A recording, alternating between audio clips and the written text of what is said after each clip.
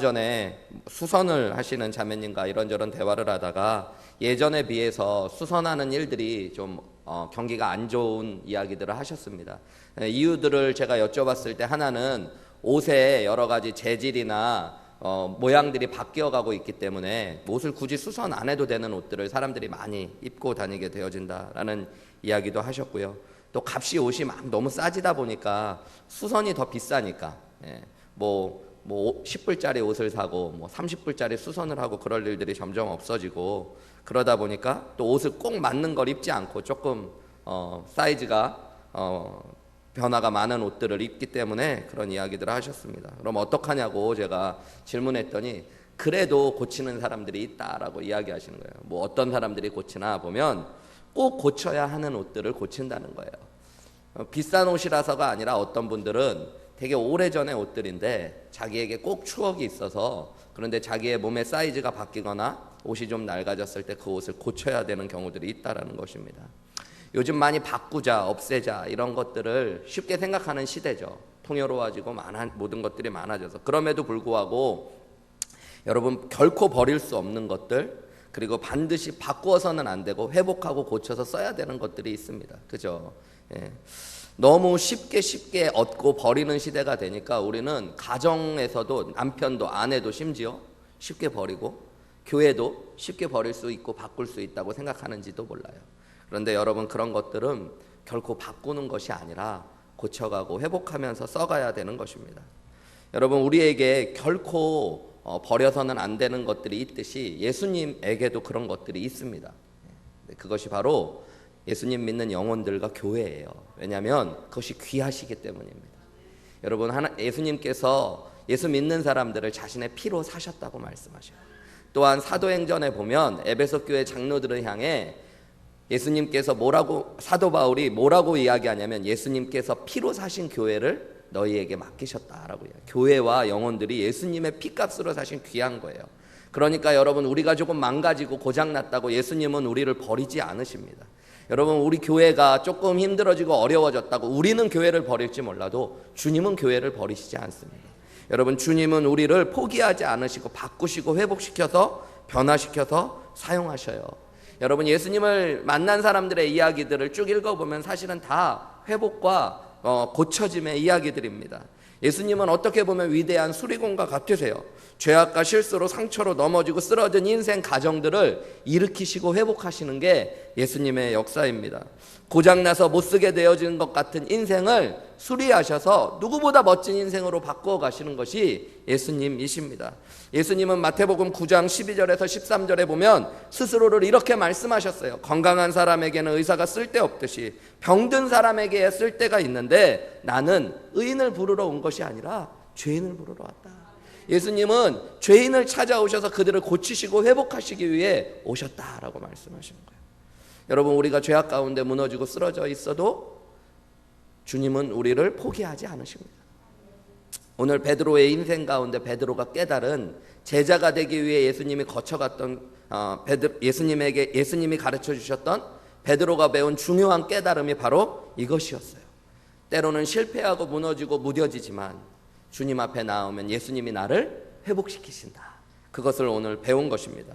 여러분, 오늘 본문의 말씀을 조금 더 자세히 살펴보기 원합니다. 먼저 1절부터 4절에 있는 말씀 제가 한번 읽어보겠습니다. 그 후에는 예수님이 십자가에 못 박혀 죽으시고 부활하신 후를 이야기합니다. 예수께서 디베랴 호수에서 또 제자들에게 자기를 나타내셨으니 나타내신 일은 이러하니라.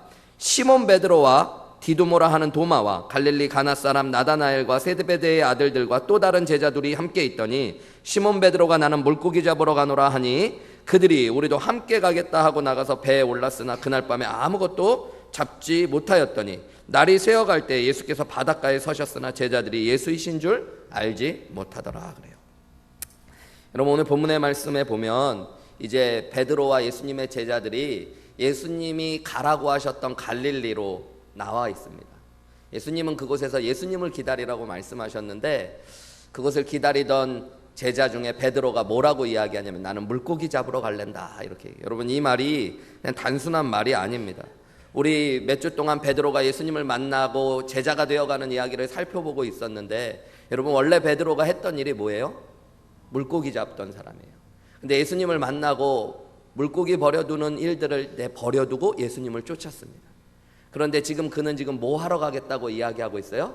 물고기를 잡으러 가겠다라고 이야기합니다. 또 4절에 보면 예수님이 옆에 서 계셨음에도 불구하고 제자들 중 누구도 예수님을 알지 못했더라라는 말을 성경이 강조하고 있습니다. 나중에 보면요, 예수님이 말씀하셔요. 얘들아, 너희에게 좀 고기가 있냐? 고기 좀 잡았냐? 말씀하는데요, 제자들이 그때에도 예수님이신 줄을 알지 못합니다. 말씀을 들어도 듣지 못하고 예수님을 보아도 보지 못하는 상태로 예수님의 제자들이 들어갔어요. 특별히 베드로가. 그리고 예전의 모습으로 돌아가고자 하는 마음들이 그 안에 있었던 거예요. 왜 그랬을까요? 여러분, 우리가 말씀을 다 보지는 않았지만 복음서를 보면 지금 예수님이 죽으시고 부활하시는 그 아주 근간의 일 가운데 베드로에게 많은 일들이 있었습니다. 우선은 죄로 말미암아 실패하고 넘어지는 실수들을 끊임없이 반복했어요. 예수님을 3년 이상 따르면서 모든 것들을 포기하고 헌신했는데 어떻게 보면 또 허무함도 몰려왔을지도 몰라요. 예수님은 죽으시고 부활하셨지만 내 눈앞에 지금 보여지지 않는 상태가 된 거예요. 허무하고 내가 애쓰고 쓰고 했는데 별 소득이 없다라는 생각들이 되어진 거예요. 여러분도 예수님 믿고 처음에 막 뜨거운 마음으로 열심히 뭔가 신앙생활 했는데 어느 순간에 봤는데 뭐가 아무것도 변화되지 않는 것 같고 내가 원했던 일이 내가 원하는 대로 이루어지지 않았을 때 여러분 뭔가 무뎌지고 허무해지고 무감각해질 수 있습니다. 앞에도 얘기했듯이 또 베드로는 그뿐만 아니라 예수님이 못 박혀 죽으시기 바로 전후에 끊임없이 뒤죽박죽 실수를 해요. 예수님이 죽으시고 부활하시겠다고 말씀하실 때 예수님을 나무라기까지도 했습니다. 성경에 보면 예수님의 옷자락을 잡고요, 예수님을 혼냈다라고 성경에 나와 있어요. 베드로가 예수님을 혼냈어요. 그딴 소리 하지 말라고. 그리고 예수님께 책망을 받기도 합니다. 예수님이 깨어서 기도하라고 말씀하셨는데요, 베드로는 깨어있지 않고 잠을 잤다는 본문의 말씀도 나옵니다. 예수님을 잡으러 왔던 사람들을 향해서 예수님은 묵묵히 잡혀가시는데 베드로는 칼을 휘둘러서 또 실수를 합니다. 예수님이 재판을 받으실 때 예수님이 이미 경고하셨거든요. 네가 다 굴기 전에 나를 3번이나 부인할 것이다. 그런데 베드로는 자신은 그럴 일이 없다라는 식으로 자신하다가 결국에 얼마 지나지 않아 아주 작은 소녀가 너 예수님의 제자가 아니냐는 말 앞에 예수님을 3번이나 부인하고 성경은 저주했다라고 욕하며 예수님을 모욕했다라는 말이에요. 그리고 그것을 예수님이 보셨습니다. 성경에 보면 베드로가 예수님을 3번 부인하고 저주했을 때 예수님의 눈과 베드로의 눈이 마주쳤다라고 이야기하고 있습니다. 여러분, 베드로는 자신의 실수에 대한 자책들, 그리고 주님에 대한 죄책감, 그리고 인생의 허무함, 이런 것들로 말미암아 지금 과거로 돌아가고 싶어지는 마음들, 그리고 예수님을 보아도 보지 못하고 예수님의 음성을 들어도 깨닫지 못하는 상태 가운데 있게 되어진 거예요. 한때 불같은 열정으로 주님을 섬겼던 사람, 모든 것을 버리고도 주님을 쫓았던 사람, 세상의 모든 사람이 예수님을 버려도 나는 그러지 않겠다고 자신했던 베드로가 어느새 이럴 수 있을까 할 정도로 무기력해져 있고 무감각해져 있어요. 여러분, 그것이 신앙의 삶 가운데 반드시 찾아옵니다. 저와 여러분도 지금 그런 가운데 있는 분이 계실지 몰라요. 한때는 처음 예수님 믿고 막 열정을 가지고 주님 사랑한다고 했지만 지금은 그냥 아무렇지도 않고 문제없는 것처럼 앉아있지만 주님이 앞에서 예배 가운데 말씀하셔도 음성이 들리지 않아요. 주님의 역사를 보지도 못해요. 그리고 그냥 예전에 그냥 먹고 사는 사람으로 교회는 다니지만 이 땅에 주님 위해 사는 게 아니라 먹고 살기 위해 사는 사람으로 이미 돌아가 버렸음에도 불구하고 아무렇지도 않게 앉아있는 모습으로 지금 이 자리에 계신 분이 계실지도 모릅니다. 신앙의 삶 가운데 이런 일들은 반드시 찾아와요. 우리가 원하든 원하지 않던 겪게 되는 일들이 있습니다. 여러분, 결혼 생활에도 권태기라는 게 찾아옵니다. 자기들은 절대 안 찾아온다고, 자기들은 진짜 그런 일 없었다는 분들은 계속 권태기였을 수도 있어요. 그래도 못 느끼는 거예요. 뜨거웠던 적이 없으니까 식은 적도 없는 거죠. 근데 여러분, 진짜 뜨겁게 신앙생활을 했던 분은 신앙의 열정에 식을 때가 반드시 찾아옵니다. 물론 우리의 실수, 지나친 자신감, 그래서 안일하게 주님을 사모하고 겸손하게 붙잡지 못해서 그런 일들이 찾아오죠. 그런데 어쨌든 우리가 원하든 원하지 않던 이런 상황들이 찾아온다라는 것입니다. 여러분, 물론 실수하고 죄를 지은 것도 문제지만 마귀가 이것을 이용합니다. 그래서 우리를 더 자책하게 해요. 너는 이제 쓸데없어. 하나님께서 널 사랑하시지 않을 거야. 그리고 하나님을 오해하게 합니다. 하나님이 이제 너를 가만두시지 않을 거야. 이런 마음의 오해를 우리에게 쌓이게 하는 것이 마귀의 역사예요. 아마 베드로는 그런 상황 가운데 빠져 있었던 것 같아요. 그래서 예수님의 부활을 목격했어요. 이미 복음서에 보면 예루살렘에서 베드로는 부활하신 예수님을 만났습니다. 그런데 혼자가 아니라 여러 사람 가운데 만났고요. 그래서 그는 지금 무언가 문제 있는 것처럼, 예수님을 완전히 떠난 것도 아니고 제자들과 떨어진 것도 아니지만 그들 가운데 있지만 뭔가 아무 능력도 발휘하지 못하고 열정도 회복하지 못한 모습을 가지고 있었던 것입니다. 예수님은 베드로에게 이런 상황이 올 걸 다 알고 계셨고요. 또 어떻게 보면 이런 상황을 일부러 예수님은 보여주시면서 베드로가 신앙 가운데 무너진 것이 문제가 아니라 어떻게 회복해야 되는가를 알려주시기 원하는 거예요. 여러분, 사람들은 반드시 실패하고 죄를 짓고 넘어지게 되어집니다. 내가 예수님을 믿었어도 하늘나라에 갈 때까지 여러분은 완전한 사람이 아니에요. 여러분, 내가 한번 은혜 받았다고 지금은 모든 것을 가진 것 같고 내가 모든 일을 할 수 있을 것 같지만 여러분, 그것은 오래 가지 않습니다. 우리는 또다시 우리의 죄성과 씨름하게 되어지고요, 실수하고 넘어지게 되어지고 하나님의 말씀과 멀어지는 순간이 올 수밖에 없습니다. 문제는 그때 여러분, 우리가 어떻게 회복하느냐가 중요한 것이에요. 오늘 예수님은 베드로에게 그것을 알려주시는 것입니다. 여러분, 어떻게 베드로가 회복되었을까요? 더 중요한 건 오늘 본문의 말씀에 보면 21장 말씀을 쫙 읽어보면 오늘 요한복음 21장을 거치며 베드로는 회복합니다. 그래서 예수님께서 그를 회복시키신 거죠. 예수님이 우리를 회복시키시는 분이에요. 여러분, 그럼 우리가 회복하려면 어디로 나아가야 될까요? 예수님께로 나아가면 돼요. 내가 회복하려고 말씀을 보는 것도 좋고 기도하는 것도 좋은데 여러분, 내 신앙이 무너지고 하나님의 은혜를 잃어버리고 열정을 잃어버렸을 때 내가 나아가야 되는 곳은 예수님 앞입니다. 오늘 본문에 보면요, 여러분, 예수님께서 5절에 이렇게 질문하세요. 예수께서 이르시되 얘들아 너희에게 고기가 있느냐 대답하되 없나이다. 이르시되 그물을 배 오른편에 던지라 그리하면 잡으리라 하시니 이에 던졌더니 물고기가 많아 그물을 들 수 없더라. 예수께서 사랑하시는 그 제자가, 여기 요한복음에 예수님이 사랑하시는 제자라고 표현된 사람은 사도 요한입니다. 요한이 베드로에게 이렇게 말했어요. 주님이시다 그래요. 그랬더니 베드로가 어떻게 했다고 7절에 나오면 시몬 베드로가 벗고 있다가 주님이라는 말을 듣고 겉옷을 두른 후에 바다에 뛰어들어 예수님께로 갔다라고 이야기해요. 여러분, 요한이 먼저 알아봤어요. 주님이시다. 저 곁에 계속 서 계셨던 분, 우리에게 말했던 그분이 주님이시다 그랬어요. 지금 그들이 배를 타고 있잖아요. 나머지 제자들은 다 뭐하고 있냐면 예수님인 걸 알고 배를 타고 예수님께로 가고 있는데 베드로는 어떻게 했다고 얘기하냐면요, 옷을 벗고 고기를 잡다가 겉옷을 입고 물속으로 뛰어들어 예수님께로 달려들었대요. 여러분, 좀 이상하죠? 입고 있다가 물에 뛰어들려면 어떻게 해야 돼요? 벗고 뛰어드는 게 정상인데 베드로는 복잡한 마음이 있었던 것 같아요. 주님이시니까 예의를 갖추려고 옷은 입되 배를 타고 가기에는 그냥 앉아서 주님께 가는 게 아니라 주님께 뛰어들고 싶었던 마음이 그 안에 있었던 거예요. 여러분, 그렇게 뛰어든 베드로가 예수님을 만나고 회복된 것이 오늘의 본문의 말씀입니다. 여러분, 베드로의 마음을 이해할 수 있는 것 같아요. 부활하셨지만 지금 내 눈앞에 계시지 않은 주님을 보면서 무감각해지고 무기력한 모습으로 또 자신을 죄책하며 또 실망하며 있었던 베드로, 그런데 그가 주님이 자신을 찾아오셨다는 것들을 알자마자 주님을 향해 뛰어드는 거예요. 어떻게 보면 배보다 더 느렸을지도 몰라요. 그런데 그게 중요한 게 아니에요. 자신은 자신의 있는 힘을 다해 주님께로 다가가고 싶었던 거예요.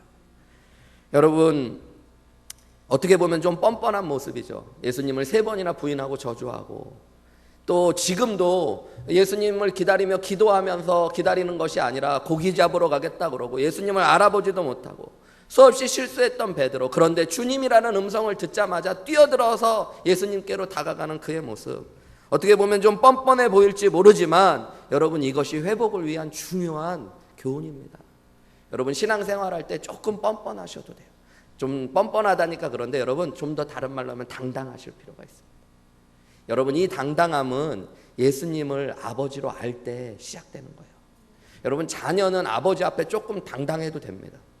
뭘 잘못해도 뻣떳하게 엄마 밥 줘 이렇게 이야기할 수 있는 건 자녀가 할 수 있는 거예요. 여러분, 아무 잘못도 없어도 저한테 밥 달라고 얘기하기 어렵잖아요. 자식이 아니니까. 그런데 여러분, 자식들은 잘못해도 할 수 있는 거예요. 오늘 베드로는 주님을 향해 뛰어들고 달려드는 거예요. 여러분, 마귀는 스스로 움츠러들게 하고 우리를 점점 하나님께로부터 멀어져 가게 합니다. 우리의 실수를 자꾸 기억하게 하고 우리의 죄악을 보면서 우리를 하나님으로부터 멀어져 가게 합니다. 그런데 하나님이 우리를 은혜 주실 때 여러분, 우리가 해야 될 일은 그 마귀가 주는 쇠사슬을 끊어내고 예수님께로 달려 들어가는 것들이 필요해요. 좀 안타까운 일인데, 예전에 한국에서 오래전에 목회할 때 목사님들과 함께 저녁 늦게 좀 식사도 하고 차도 마시고 오래간만에 이야기를 좀 나누고 한 7, 8분 되는 목사님들과 함께 이렇게 여의도의 길거리를 지나다니다가 술집 앞을 지나가게 되어졌는데, 어떤 한 분이 우연히 술이 거하게 취해서 나오시는 것들을 봤어요. 근데 마침 우리 교회 집사님이셨어요. 근데 저 같은 사람은 눈치가 빨라서 그냥 지나가 못 본 척을 해주려고 그러는데, 거기 아주 순수했던 목사님 한 분이 반갑게 인사를 하셨어요. 네, 집사님, 여기 어쩐 일이세요? 어쩐 일이겠어요? 네, 근데 그분이 어쩔 줄을 몰라. 한 분도 아니라 목사님 7, 8분을 만난 거예요. 네. 그분이 어쩔 줄 몰라 하고 갔어요. 근데 안타깝게 그 뒤로 교회를 안 나오시더라고요. 네. 제가 너무너무 안타까웠어요. 사람이 실수할 수 있죠. 그리고 뭐 그렇게 큰 죄를 지은 것도 아니잖아요. 예, 그냥 어떻게 보면 그분이 안 하던 행동한 게 아니라 항상 그러셨을 거예요. 근데 그 전에 안 걸렸을 뿐이었겠죠.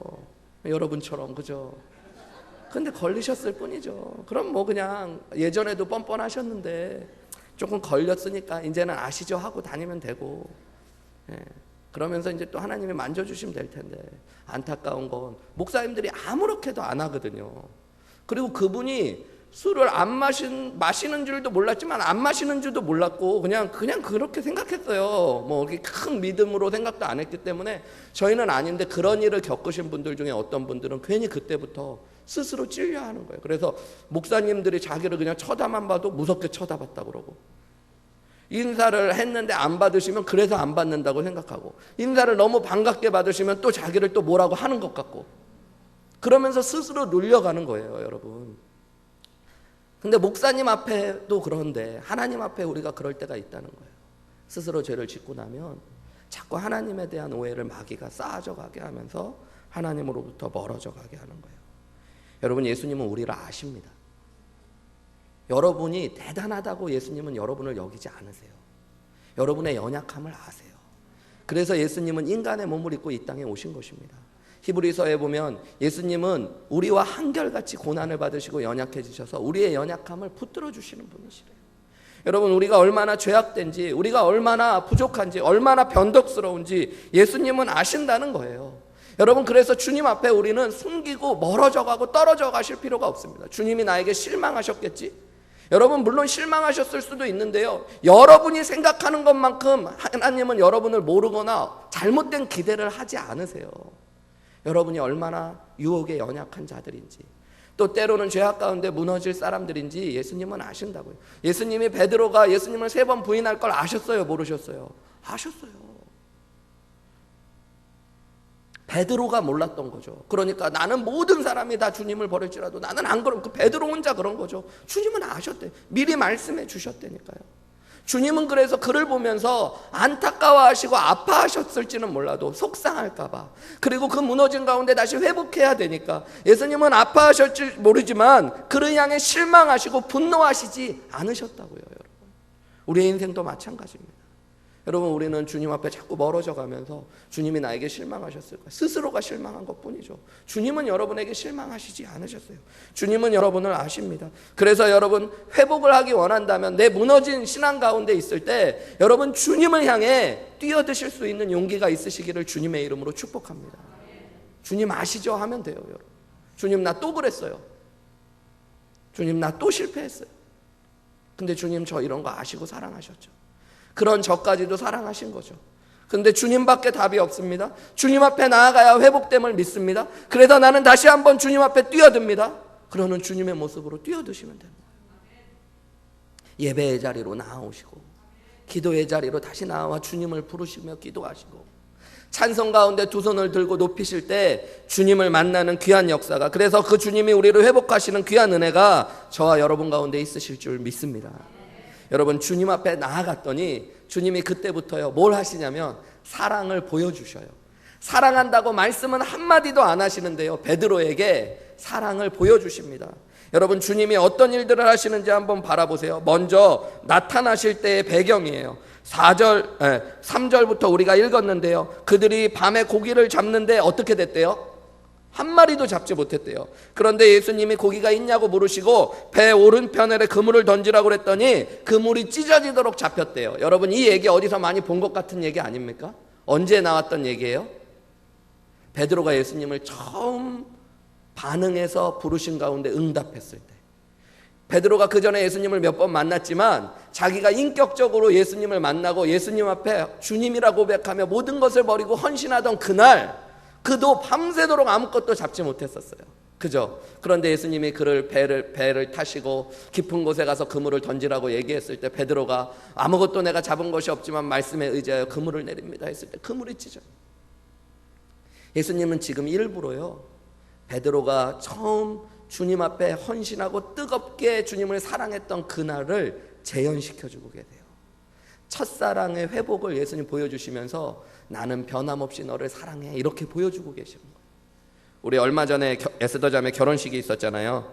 에스더 자매 결혼식에 갔더니 제가 이렇게 시간 있으면서 피로연할 때 뭐 링 이렇게 결혼 반지 교환하고 이런 것들 보면서 이야기 있을 때 저는 그냥 남자라서 그런지 그냥 또 그런 행사가 있구나 그냥 이러고 마는데, 보다가 우리 교회 자매들을 이렇게 봤더니 자매들이 자기들 반지를 엄청 만지면서 얘기하고 있더라고요. 내가 무슨 얘기하나, 반지가 뭐 마음에 안 들어서 그러나 왜요? 그랬더니 옛날 생각이 나서요 이러면서 얘기하는 거예요. 자기들 옛날 생각이 나는 거죠. 다 언제 생각일까요? 그 옛날은 자기들 결혼식이 생각나는 거예요. 어떤 한 부부는 그런 얘기 하더라고요. 결혼식 후에 조금 부부끼리 좀 갈등이 있었는데 그때 그런 남편이 그런 얘기를 했대요. 사과하고 화해하면서 에스더 자매 결혼식 갔다가 자기가 결혼식 날을 떠올렸대요, 자기도. 그런데 그때 나는 자기를 너무 사랑해서 모든 것들을 다 감싸주고 이해해주고 다 받아주기로 했었는데 내가 미안해 막 이러면서 그날을 떠올렸다는 이야기들을 하더라고요.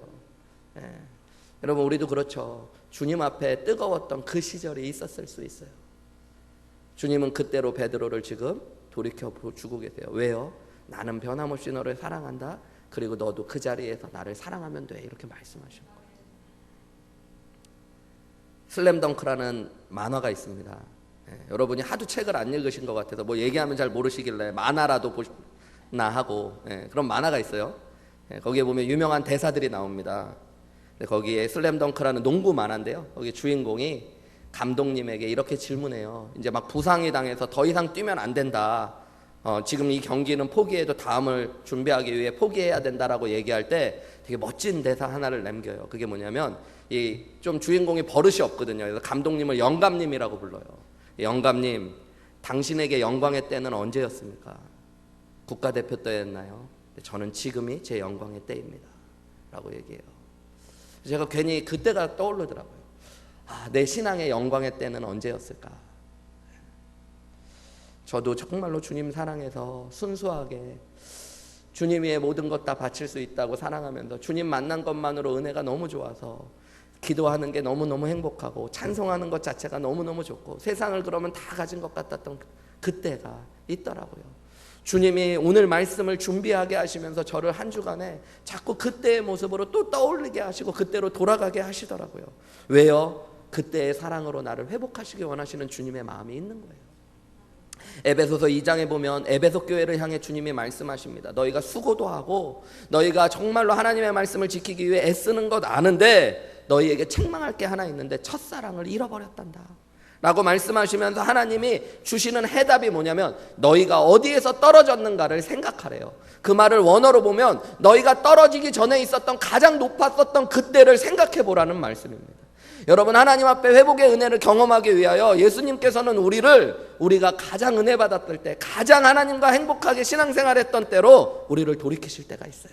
여러분, 그때를 오늘 한번 떠올려 보십시오. 오늘 제가 질문해 볼게요. 여러분의 영광의 때는 도대체 언제였습니까? 여러분, 그때 주님만 보이고 주님만 사랑했던 그때를 한번 떠올려 보시는 거예요. 오늘 예수님은 베드로에게 그 자리로 그를 초대하고 계시는 것입니다. 그리고요, 또 예수님께서 하셨던 일이 뭐냐면, 베드로가 수영을 해가지고 예수님 앞에 와봤더니요, 여러분 9절 말씀에 보면 육지에 올라오니 숯불이 있는데 그 위에 생선이 놓였고 떡도 있었더라 그래요. 예수님께서 준비하셨어요. 떡을, 그리고 생선을 숯불 위에서 구워 놓으셨어요. 여러분, 숯불은 바로 피어지지가 잘 않아요. 시간이 오래 걸리는 거예요. 그리고 떡과 이 생선을 굽기에 예수님이 오랜 시간 동안 준비하셨어요. 왜요? 예수님을 떠났을지 모르지만 떠난 가운데 무기력하게 허무하게 밤새도록 고기 잡으며 추위에 떨고 배고픔에 떨었을 제자의 마음을 아시면서 그에게 위로를 주시고 또 회복을 주시는 거예요. 여러분, 우리 주님을 떠나면, 예수님을 정말 믿는 사람들은 무엇을 해도 허무하고 괴로움 가운데 있게 되어집니다.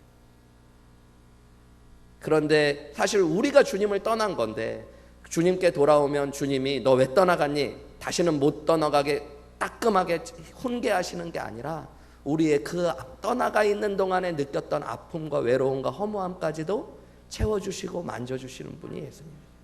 내가 안다. 많이 힘들었지? 많이 괴로웠지? 많이 아팠지? 저는 이 말씀이 너무너무 좋더라고요. 주님이 베드로에게 내가 너를 사랑한다 이렇게 말씀은 한마디도 안 하셨어요. 그런데 사랑을 말로가 아니라 보여주시는 거잖아요. 처음 사랑했을 때 그때의 모습으로 예수님이 기억을 떠오르게 하시고, 또 그리고 좋은 생선과 떡을 미리 준비하며 그에게 사랑을 보여주시는 거죠. 예수님을 보면서 그런 생각이 들어요. 아, 예수님 진짜 고수시다.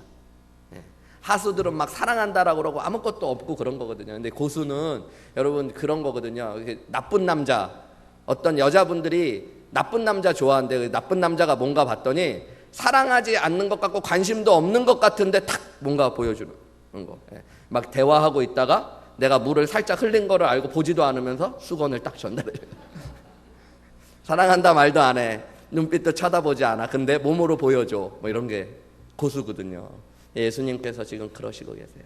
여러분, 우리가 주님께로 뛰어들어가면 주님은 우리를 사랑한다는 걸 보여주십니다. 여러분, 예수님이 사랑이셔요. 그분은 우리를 죽기까지 사랑하십니다. 우리가 아직 죄인 되었을 때 우리를 위해 죽기까지 사랑하신 분이 예수님이세요. 그래서 여러분, 우리가 주님 잠깐 떠나갔고 지금 신앙의 모든 열정을 잃어버렸을지 몰라도 주님 앞에 다시 한번 뛰어들어가면 주님의 사랑을 경험케 하시는 주님의 은혜가 우리 가운데 임할 줄 믿습니다. 여전히 나를 사랑하시는 주님, 지금 내 아픔도 아시고 매만져 주시는 주님을 만나게 되어지는 거예요. 주님은 그래서 한 가지만을 물어보십니다. 그게 뭐냐면, 오늘 본문 우리가 읽은 데도 나오는데요, 15절부터 17절까지에 보면 3번 똑같은 질문을 하셔요. 그게 뭐냐면, 네가 나를 사랑하느냐. 예수님은 다른 말씀 안 하십니다. 너 왜 기도하라 할 때 기도 안 했니? 너 내가 3번 부인한다고 그랬는데 너 그럴 줄 알았다. 그때 내 눈 마주쳤지. 뭐 이런 얘기 안 하셔요. 주님은 그냥 너 나를 사랑하냐. 여러분, 주님과의 관계에서 제일 중요한 건 내가 그동안에 얼마나 주님 앞에 부족하게 행했는가, 얼마나 많은 죄악과 잘못을 했는가. 주님은 그런 것들을 꼬치꼬치 묻는 분이 아니세요. 우리가 주님 앞에 나아가면 주님은 한 가지만을 물으십니다. 그게 뭘까요? 너 나를 사랑하니? 처음 질문이 재밌는데요, 15절에 보면 요한의 아들 시몬아, 내가 이 사람들보다 나를 더 사랑하느냐. 성경에 보면 이 사람들, 좀 비싼 성경을 사신 분은 이 사람 앞에 번호 같은 게 적혀 있고 또는 것들보다 라고 써 있을 거예요. 이 헬라어로 보면은 예수님이 이것들보다, 이 사람들보다라고 번역될 수 있는, 그냥 이것이 사람이나 물질로 칭하여지지 않는 그냥 지시대명사로 쓰였기 때문에 성경학자들이 이것을 해석하면서 의문이 있어요. 이 예수님이 하신 말씀이 이 사람들보다냐, 이 것들보다냐. 이 사람들보다라고 하면 누구를 이야기하는 거냐면 제자들 누구보다도 너 나를 더 사랑하니? 이렇게 얘기하셔요. 이 것들보다라고 이야기하면 성경학자들이 이야기하는 거는 그가 지금 고기를 잡았던 잔뜩 잡은 고기들보다도 나를 더 사랑하느냐. 이제 어쨌든 주님은 무엇보다 누구보다 나를 더 사랑하냐고 질문하고 계시는 거예요. 여러분, 예수님은 이렇게 질문하실 수 있는 권리가 있으십니다. 왜냐하면 예수님이 베드로를 누구보다 무엇보다 사랑하셨기 때문입니다. 여러분, 예수님은 우리에게 물으셔요. 오늘도 내가 얼마나 많은 실수를 하고 얼마나 많이 주님을 떠나갔느냐가 아니라 주님을 지금 사랑하냐고 그냥 물으십니다.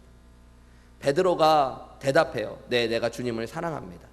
두 번째도 대답해요. 근데 세 번이나 질문하시니까 베드로가 좀 근심하면서 예수님 왜 세 번이나 물으시지 그러면서 다시 한번 스스로를 생각하며 이렇게 대답합니다. 내가 주님을 사랑하는 걸 주님이 아십니다.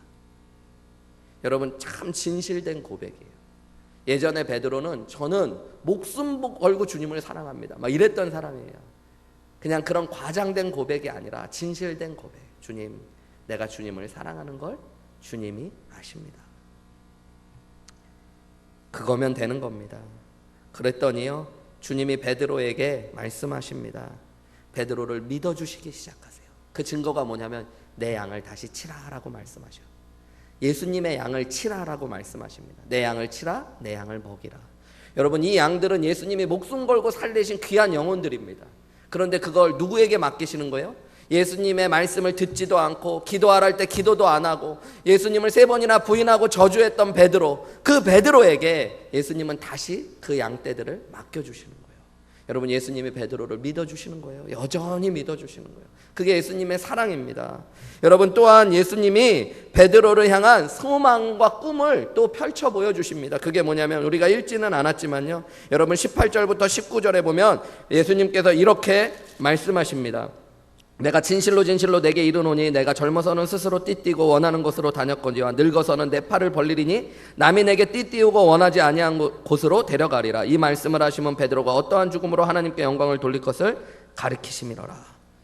여러분, 베드로가 마지막에 지금은 부족하고 연약하고 주님을 부인하고 떠나기도 하지만 너는 마지막에는 이 땅을 떠나갈 때는 하나님 앞에 순교자의 삶으로 네가 원하는 것이 아니라 주님이 원하시는 삶을 통해 영광 돌릴 것들을 말씀해 주고 계시는 거예요. 여러분, 예수님은 베드로를 통한 미래에 대한 소망을 말씀해 주고 계시는 거예요. 사람들은 자꾸 누군가 만났을 때 과거를 끄집어내는 경향이 있어요. 예수님은 근데 오늘 본문의 말씀에 보면 예수님 앞에 갔더니 과거 얘기는 하나도 안 하셔요. 그죠? 베드로에게 뭐 너 뭐 잘못했는데, 너 왜 그랬는데 이런 얘기 안 하시잖아요. 사람들은 자꾸만요 용서했다 그러고 과거 얘기하셔요. 용서했다고 해놓고 너 그때 그거 알지? 그때 그거 알지? 뭐 이러거든요. 근데 예수님은 그러시지 않아요. 정말로 우리를 용서하시는 예수님은 우리의 죄악을 우리가 주님 앞에 나아가고 회개하기만 하면 기억치 않으시는 분이십니다. 그러면서 주님은 미래를 말씀하셔요. 여러분, 소망이라는 것, 그것을 다른 말로 하면 꿈이죠. 오늘 예수님은 예수님의 소망을 말씀해 주시는데 예수님의 꿈이 누구냐면 바로 베드로 자신이에요. 내가 너를 불렀고 너는 지금 연약하고 실패할 때도 있지만 앞으로도 실수할 수 있지만 결국에는 내가 너를 위대한 하나님의 사람으로 세워낼 거야. 이렇게 말씀하시는 거예요. 여러분, 주님 앞에 나아가면 우리가 그 주님의 꿈을, 나를 향한 주님의 꿈을 깨닫게 되어집니다. 그때 우리가 다시 회복되게 되어지는 거예요. 주님이 우리 교회를 향한 계획이 있으심을 믿으시기 바랍니다. 주님이 여러분의 인생을 향한 계획이 있으심을 다시 한번 믿으시기 바랍니다. 그럼 회복되는 거예요. CCC에서 나오는 전도지인 사형리에 보면 첫 번째 구절이 그것이요. 하나님은 당신을 향한 놀라운 계획을 가지고 계십니다. 여러분, 예수님이 우리를 사랑하셔요. 그리고 예수님이 우리를 믿어주시고 예수님의 꿈이 바로 우리 자신입니다. 우리가 예수님을 향해 지금 무뎌져 있고 무감각해져 있을지 모르지만, 실패의 자리 주저앉아 있을지 모르지만 주님 앞으로 다시 뛰어들어 다가가기만 하면 여러분, 주님의 사랑을, 주님이 여전히 나를 믿어주시고 주님의 꿈이 나라는 놀라운 축복을 다시 한번 경험하게 되는 은혜가 있을 줄 믿습니다. 이사야서 49장 15절에는 예수님이 이렇게 말씀하셨어요. 세번역 성경에 보면요, 어머니가 제 젖먹이를 잊겠으며 제 태에서 낳은 아이를 어찌 긍휼히 여기지 않겠느냐. 비록 어머니가 자식을 잊는다 하여도 나는 절대로 너희를 잊지 않겠다. 예수님의 말씀입니다. 여러분, 우리는 예수님을 오해해요. 자꾸 앞에도 이야기했듯이 마귀가 그렇게 우리에게 작용하는 거예요. 우리가 조금 신앙에서 멀어져 가고 실수하고 실패하고 죄악을 범했을 때 너는 이제 하나님의 사랑받을 자격도 없어. 너는 예전 같은 은혜로 회복할 수 없어. 주님 앞에 네가 다시 다가가도 주님이 너를 예전처럼 받아주시지는 않을 거야. 그렇게 우리를 자꾸 속여요. 그래서 우리도 모르게 자꾸 무뎌져 가요.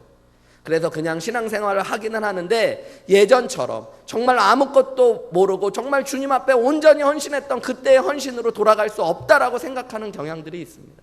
근데 여러분, 그거는 마귀가 주는 거예요.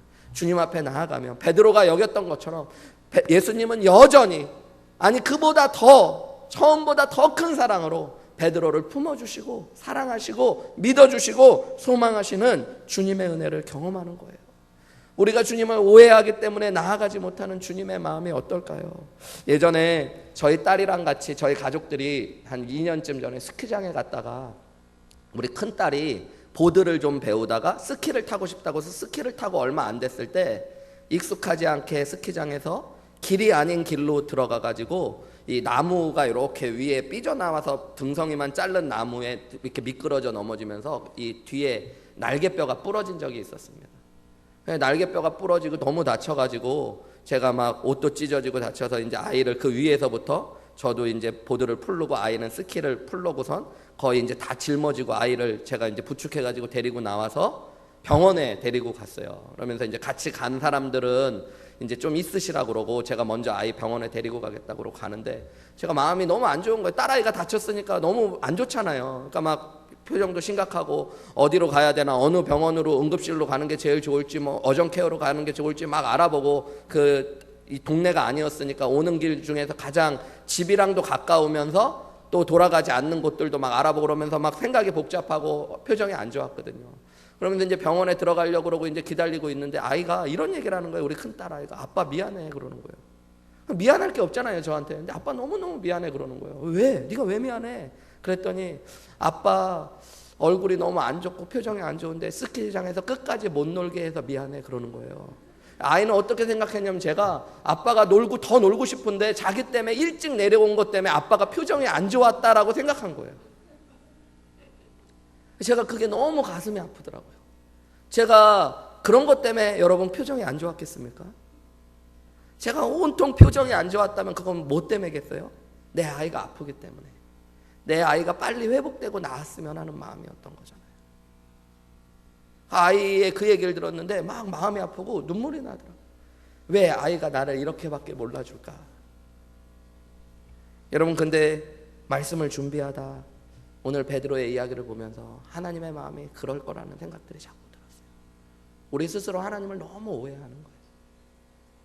하나님은 우리의 진짜 좋으신 아버지이십니다. 여러분을 죽기까지 사랑하신 분이 예수 그리스도세요.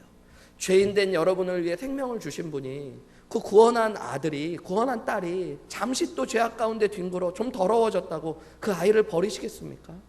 여러분, 우리를 회복시키시고 다시 한번 그 사랑으로 입히셔서 더 빛나는 영광 가운데 세워주시는 은혜가 예수님 안에 있습니다.